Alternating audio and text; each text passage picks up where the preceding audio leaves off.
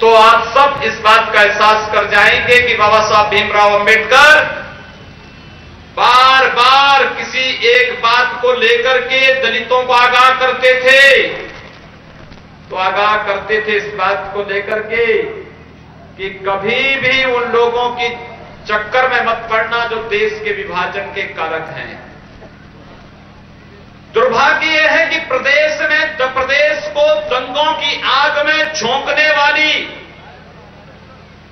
प्रदेश में अराजकता के कारक, प्रदेश में हत्या, लूट, अपहरण, बलात्कार जैसे जघन्य कृत्यों के लिए जिम्मेदार तत्वों को आज मोहन जी ने जगह जगह टिकट दे करके ये साबित कर दिया है कि दलित आप उनके एजेंडे में नहीं, इन केन प्रकारेण इन अपराधियों के माध्यम से तनादोहन करके राजनीति को विकृत करके समाजवादी पार्टी की ही इस विरासत को वे आगे बढ़ाना चाहती है। और उत्तर प्रदेश की जनता इस 14 वर्षों के कुशासन से उब चुकी है, इसलिए अब इनसे छुटकारा पा करके ही रहेगी। और यही अपील करने के लिए आज हम सब आपके बीच यहां उपस्थित हुए हैं।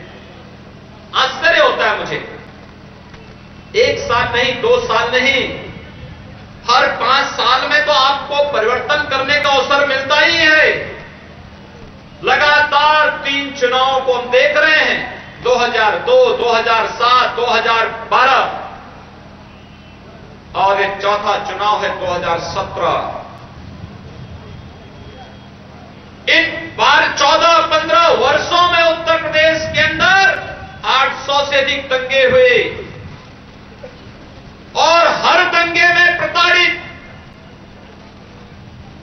उत्तर प्रदेश का किसान हुआ है, दलित हुआ है, मजदूर हुआ है, व्यापारी हुआ है, आम नागरिक हुआ है।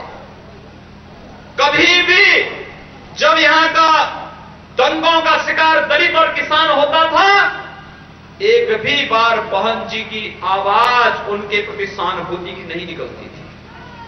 कोई एक घटना बताइए जिस पर मायावती जी ने पश्चिमी उत्तर प्रदेश में, चाहे वो मुजफ्फरनगर में हुआ हो, चाहे वो बरेली में हुआ हो, चाहे वह मुरादाबाद में हुआ हो, चाहे वो मेरठ में हुआ हो, या फिर छुटपुट घटनाएं या बड़ी घटनाएं जब आपको पर्व और त्योहार मनाने से रोका गया हो, दलितों को उनके परंपरागत धार्मिक और सांस्कृतिक कार्यक्रम को करने से रोका गया हो, कोई ऐसा उदाहरण नहीं जब सत्ता के बल पर अराजक तत्वों ने जबरन उनकी आवाज को और उनकी भावनाओं को दबाने का कार्य किया हो।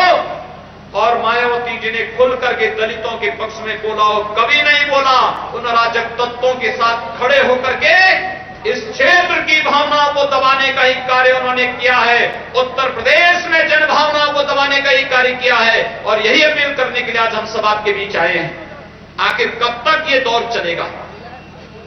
मुझे अफसोस होता है बंधुओं एक बात को लेकर के, वो अफसोस इस बात को लेकर के होता है कि जब मैं पूरब और पश्चिम को देखता हूं उत्तर प्रदेश के अंदर, मुझे भारी अंतर दिखाई देता है।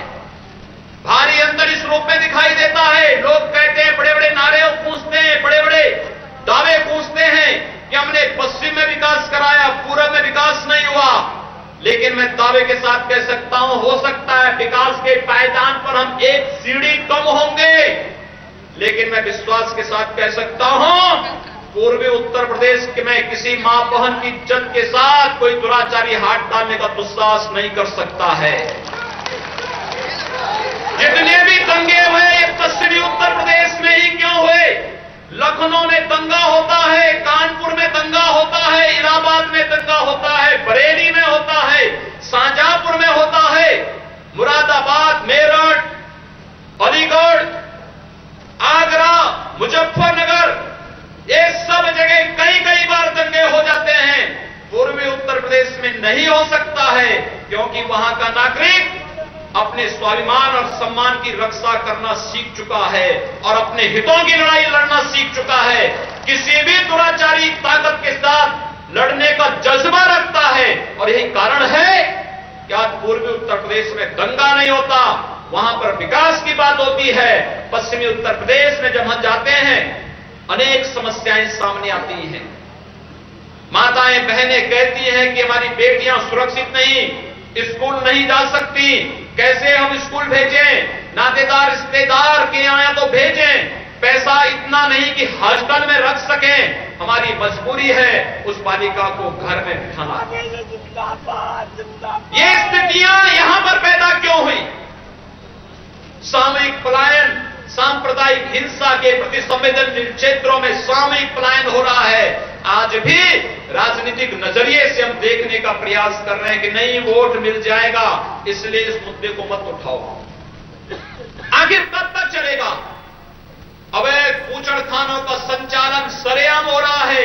नेशनल ग्रीन ट्रिब्यूनल 2 वर्षों से चिल्ला चिल्ला करके कहता है उत्तर प्रदेश में अवैध बूचड़खानों को रोको, लेकिन अवैध बूचड़खाने नहीं रुकते हैं, क्योंकि अवैध बूचड़खानों के संबंध सत्ता में बैठे हुए लोगों से हैं।